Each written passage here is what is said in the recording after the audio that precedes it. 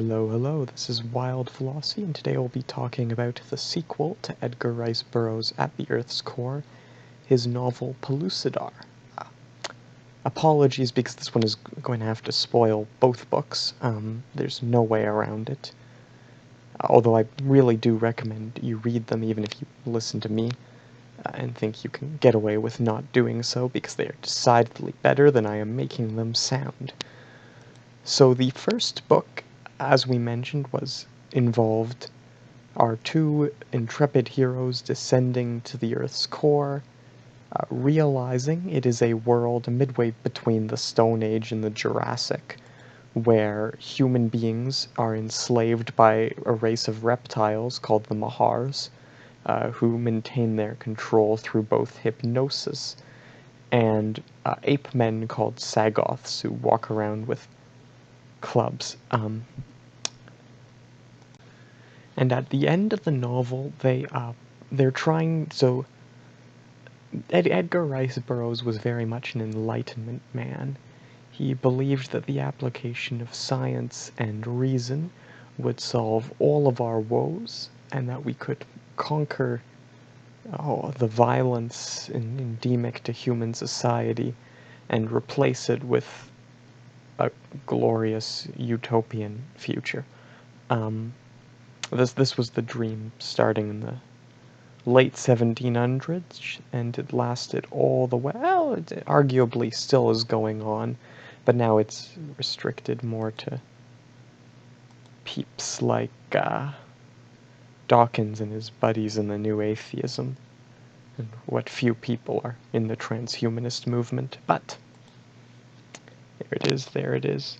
Anywho, so they plan to. I bring this up because at the end of the novel, they want to create this empire to defeat the Mahars and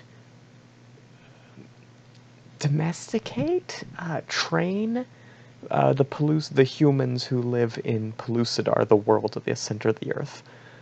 In case I haven't said that yet, because I just ramble all over the place. Not being particularly good at this. And so the novel ends. They are busy fighting the Sagoths with their empire. They have made swords and shields and bows, and something which the Pellucidarians have not yet discovered. And they decide the two of them, David and the guy whose name I haven't mentioned, his buddy Perry, realize that they don't have the knowledge between them to advance Pellucidarian civilization. So David decides to take their mining device back up to the surface, and he wants to bring his beautiful savage bride, Diane the Beautiful, with him. But alas, at the last moment, they are betrayed by the evil Huja the Sly One, who puts one of the Mahars in her place, and this leads to David. Like, David ends up getting lost and ends up in the Sahara, and this eventually leads to the collapse of his empire. So the second novel in the series is him trying to revive his empire and also trying to rescue his bride from the evil Huja the Sly One, who has betrayed the Pellucidarians to the Mahars and is leading a human army against them. So that's a brief overview. Unfortunately, the second novel is good. It's better written and it's to some degree more exciting than the first, but it's not as interesting overall because David brings back guns with him. And the remarkable thing about guns in a world in which everyone is literally a caveman is that you basically become a god.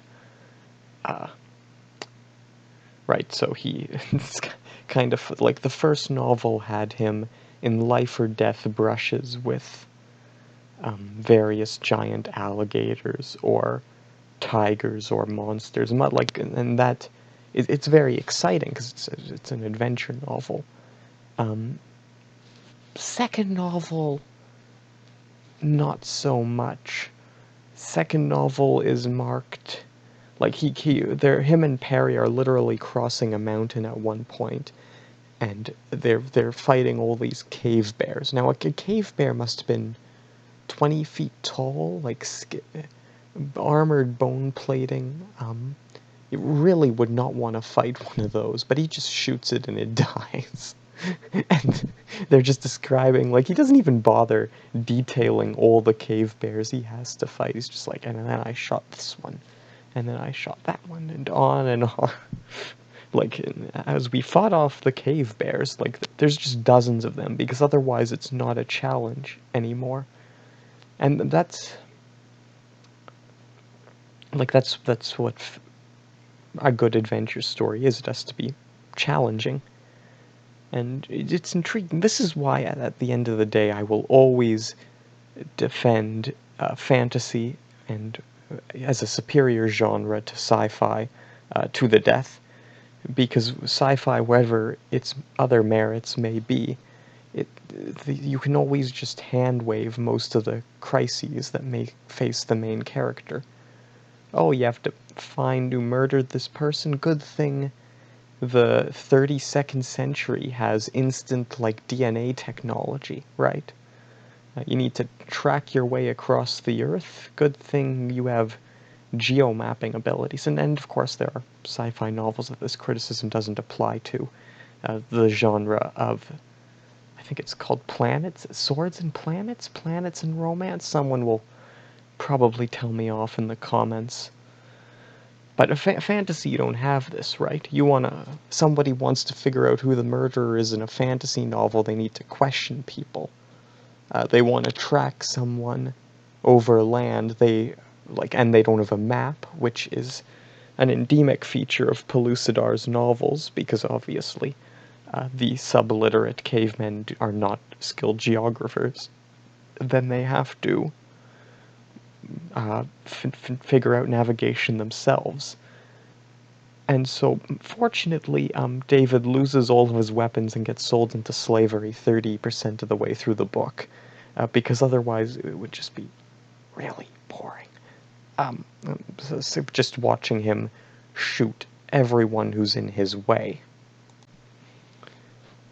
And it's interesting because he loses his gun.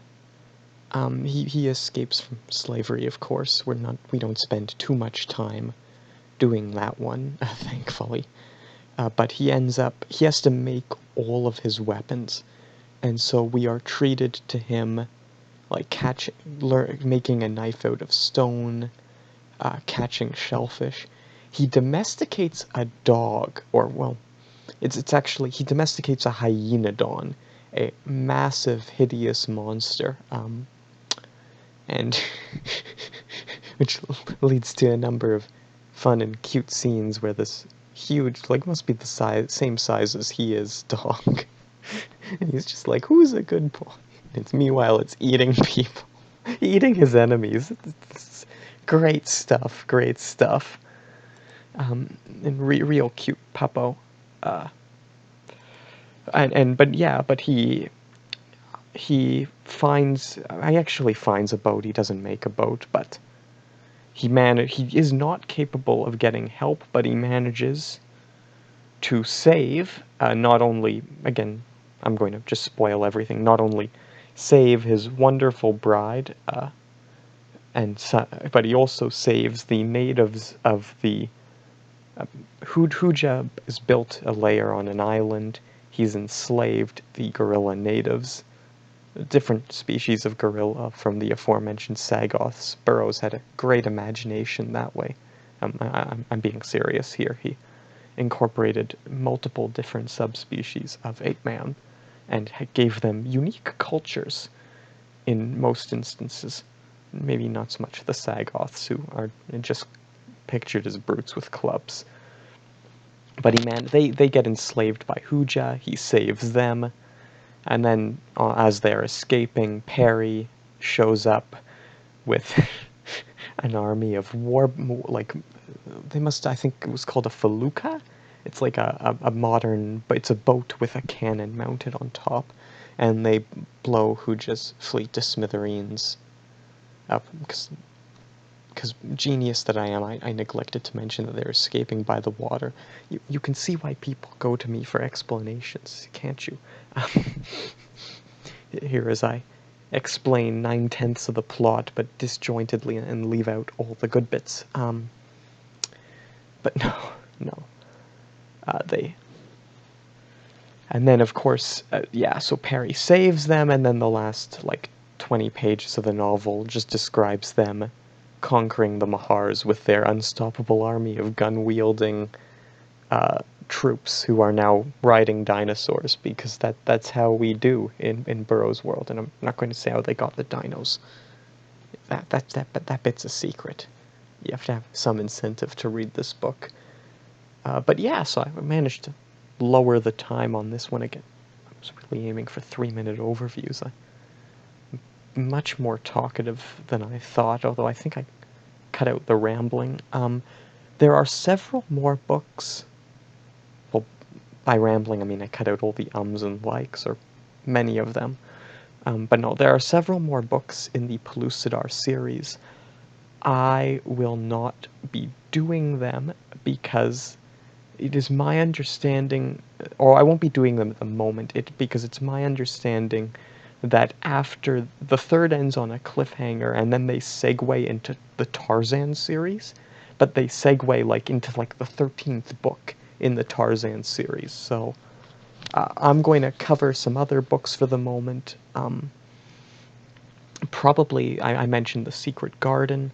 I'm hoping to do the 2 videos on The Nutcracker and the Mouse King, the children's novel / horror story that inspired Tchaikovsky's famous Nutcracker ballet. And then we'll see after that. I might do Robin Hood, but that's all up in the air at the moment. So yeah, hope you all are keeping safe, and if you have any questions or thoughts and crap, let me just know in the comments.